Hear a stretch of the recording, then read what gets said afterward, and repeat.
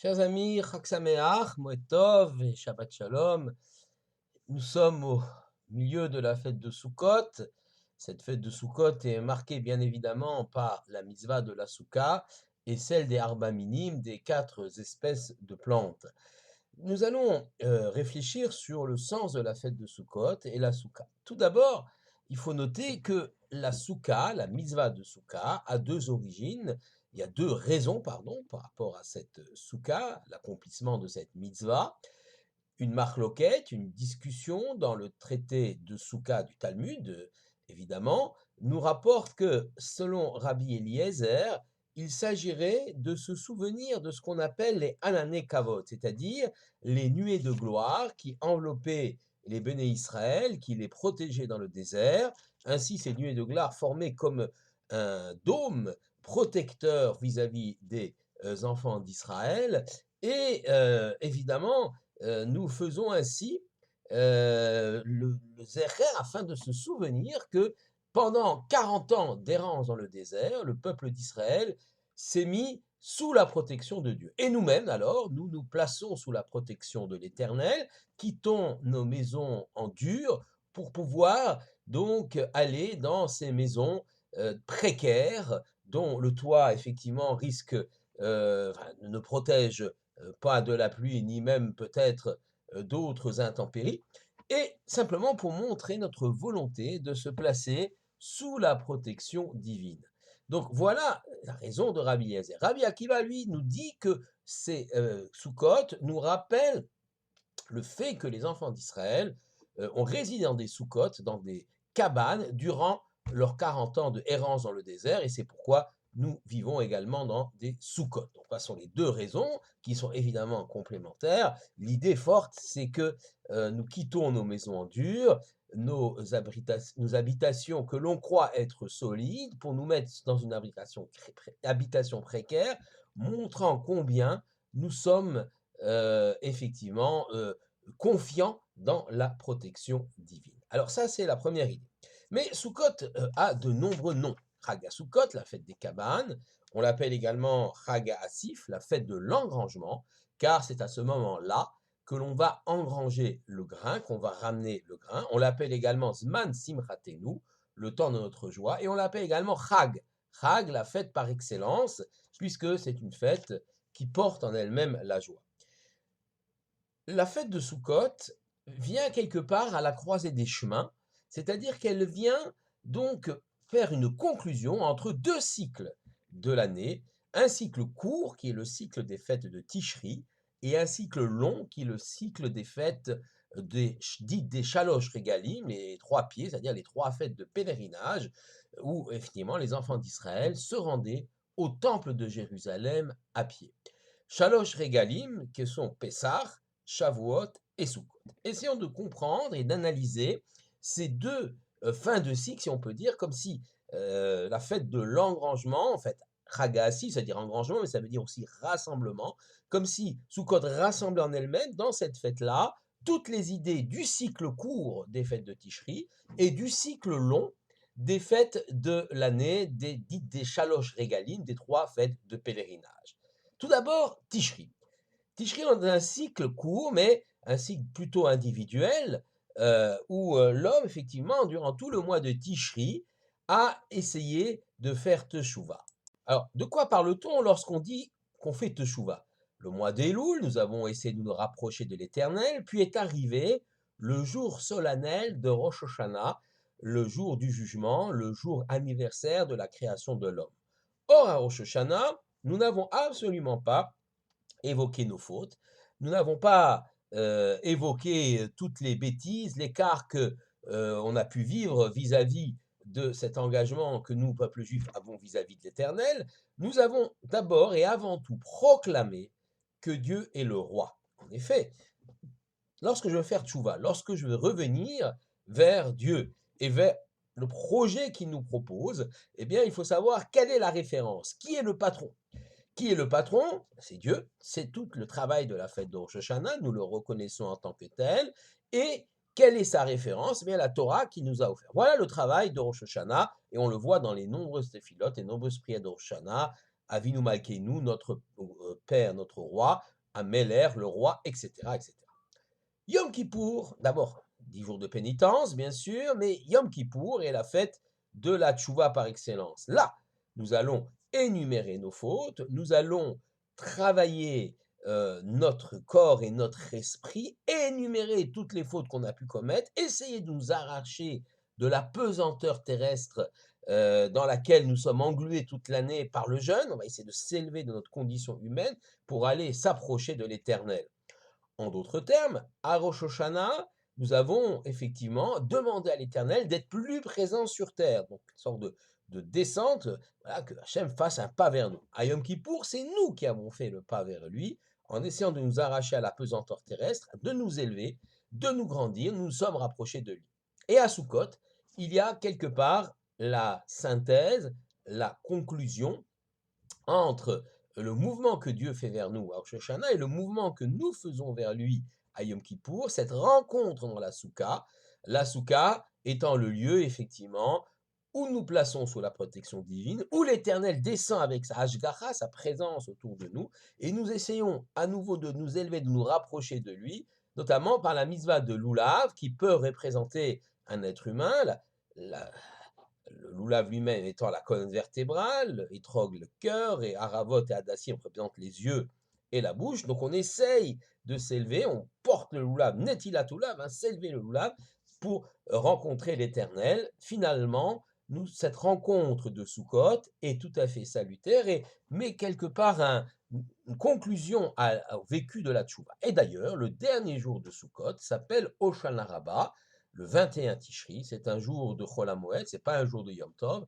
mais c'est un jour dans lequel le jugement va définitivement se faire, mais cette fois-ci non plus par réponse au jeûne que l'homme a pu avoir à Yom Kippour, mais par rapport à la joie, à la simcha de l'homme qui est heureux de se placer dans le cœur, dans l'intimité de son Créateur et qui est heureux finalement de cette rencontre. Voilà donc en quoi Sukkot est la conclusion des fêtes de Tishri, du processus que chaque individu doit mener pour se rapprocher de son Créateur. Le cycle court donc de Tishri est un cycle lié à l'individu.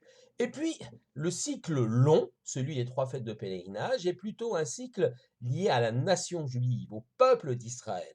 Je m'explique. Pessah, fête de la liberté, Chag Aviv, fête du printemps, car il faut également souligner que les 3 fêtes de les pèlerinages ont comme chacune, en plus de leur signification spirituelle, j'allais dire avant tout, une connotation, une signification agricole.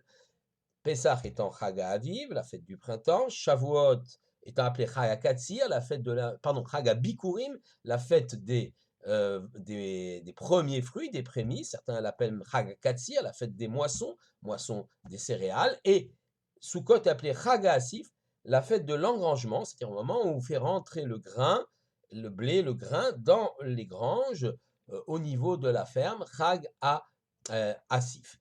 Et donc, ces 3 connotations agricoles, ces 3 événements agricoles extrêmement importants, eh bien, ont bien sûr une traduction spirituelle. Quand on parle de fête de printemps, début de la germination des plantes, on pense bien sûr au printemps de la sortie d'Égypte, celui où effectivement tout est possible, où de la longue torpeur de l'hiver sortent les végétaux, et là, effectivement, de la longue nuit de l'esclavage de l'Égypte, le peuple d'Israël sort vers la liberté, c'est véritablement la naissance du peuple juif, symbolisée par la fête de Pessah. Et puis arrive celle de Shavuot, qui est un temps plutôt de maturité, un temps où on reçoit la Torah, on pourrait qualifier cela de bar mitzvah du peuple juif. Le peuple juif, finalement, acquiert une loi, et c'est finalement pourquoi il existe et quelle est la dimension de sa judaïté. Cette dimension de la fête de Shavuot, également, donc, est liée au fait que les fruits ont mûri, donc maturité du peuple juif, c'est Shavuot. Et puis on arrive à Sukkot. Sukkot, on peut imaginer que si on reprend la symbolique de l'évolution d'un homme, naissance, bar mitzvah, eh bien, ça serait le mariage, Souka étant une sorte de roupa pour le peuple juif qui se marie entre guillemets avec l'Éternel, comme on le rapporte d'ailleurs dans Shirachirim, l'amour d'un fiancé pour une fiancée, donc une sorte de roupa où cette fois-ci le peuple juif va pleinement faire la synthèse de tout ce qu'il a appris. C'est le sens de la fête de Sukkot qui, effectivement, à la croisée des chemins, permet de vivre intensément ce lien avec son Créateur et avec la Torah, mais aussi le lien entre chaque individu. C'est ça aussi la force et le sens de la fête de Sukkot, c'est le rassemblement. Rassemblement également symbolisé ou marqué par la mitzvah de Hakel. Mitzvah de Hakel, rassembler le Kahal, hein, la communauté, c'est une mitzvah qui s'effectuait l'année suivant l'année de Shemitah, donc tous les 7 ans, la 8e année, début de la 8e année, à Sukkot, à Chol HaMoed Sukkot, où le peuple se rassemblait sur le parvis, dans la cour du temple. Le roi lisait le livre de Devarim et tout le monde alors devait venir, hommes, femmes et même petits-enfants. La dimension ici de rassemblement du peuple, et même on a même des petits-enfants pour qu'ils ressentent fortement cette dimension de peuple uni, eh bien ça c'est la dimension également de Sukkot, le fait que tout le monde soit ensemble et qu'un juif ne puisse pas considérer qu'il peut vivre son judaïsme en ermite, totalement déconnecté, totalement séparé du reste du peuple. C'est la dimension indispensable du peuple juif. On sait que lorsqu'on monte à la Torah, on fait la bénédiction Asher Bachar Banu Mikol Ami. Dieu nous a choisis d'abord à travers les peuples. Nous sommes d'abord un peuple, et ensuite la Tanla nous est à Torah, et seulement ensuite nous avons pu recevoir la Torah. Donc Hoshana Rabbah, comme nous l'avons dit, marque la fin de Sukkot par ce jugement favorable, mais que nous espérons favorable grâce à la simcha, à la joie de Sukkot et à l'intimité retrouvée avec le Créateur. Puis, après Hoshana Rabbah, suit la fête de Shemini Atzeret, 8e jour de clôture, 22 Tishri, qui se confond en Israël avec Simchat Torah. C'est la même fête en Israël, 2 jours. Nous, en Galoute, nous séparons le 22 Tishri, Shemini Atzeret, et le 23 Tishri, Simchat Torah. Shemini Atzeret, la fête effectivement où on va demander la pluie, Tfilat Geshem à l'Éternel, et Simchat Torah, où en Israël, comme on l'a expliqué, c'est le même jour, la fête pendant laquelle nos chachamim, nos sages, ont décidé qu'on terminerait le cycle de lecture des sidrotes de l'année pour les recommencer immédiatement. On termine ce cycle par la sidra Vezot Beracha pour recommencer par Bereshit.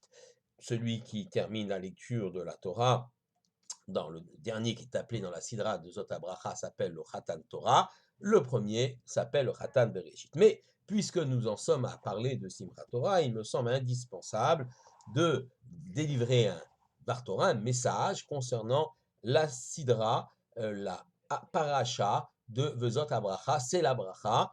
Dans cette paracha, Moshe adresse ses toutes dernières bénédictions avant de mourir. Il va mourir à la fin de la sidra, il va être enterré par l'Éternel lui-même sur le mont Nebo, et il va délivrer son message. Et j'ai retenu ici un pasouk que je voudrais partager avec vous. Torah tzivala nous Moshe, Moracha Keilat Yaakov. La Torah, Moshe nous l'a ordonnée comme héritage pour l'assemblée de Jacob. Alors, plusieurs éléments intéressants à retenir de ça. Tout d'abord, le mot Moracha.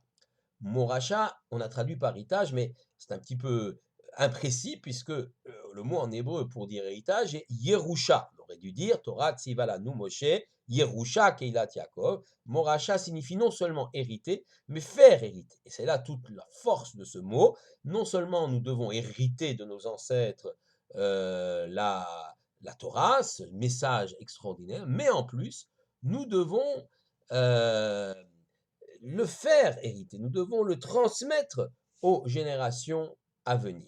Deuxième point intéressant, qui est rapporté par le Ktav Sofer. Le Ktav Sofer, nous sommes au 19e siècle, c'est la grande famille des Rabbanim Schreiber, fils du Khatam Sofer, lui-même grand décisionnaire. Nous sommes à Presbourg, aujourd'hui Bratislava, comme je l'ai dit, 19e siècle. Le Ktav Sofer explique qu'un homme seul ne peut pas accomplir toutes les mitzvot de la Torah, car les 613, car il y a des mitzvot qui ne sont accomplis que par les Kohanim, d'autres que par les Lévim, d'autres seulement par les femmes et d'autres par les hommes, certaines par le roi, certaines donc ne sont applicable que sur la terre d'Israël, etc. Donc personne ne peut accomplir la totalité des mitzvot. Mais lorsque tout Israël est réuni, dit le Ktav Sofer, et qu'il y a une véritable fraternité, comme on dit, une hardoute entre les uns et les autres, alors le peuple d'Israël constitue une et unique entité.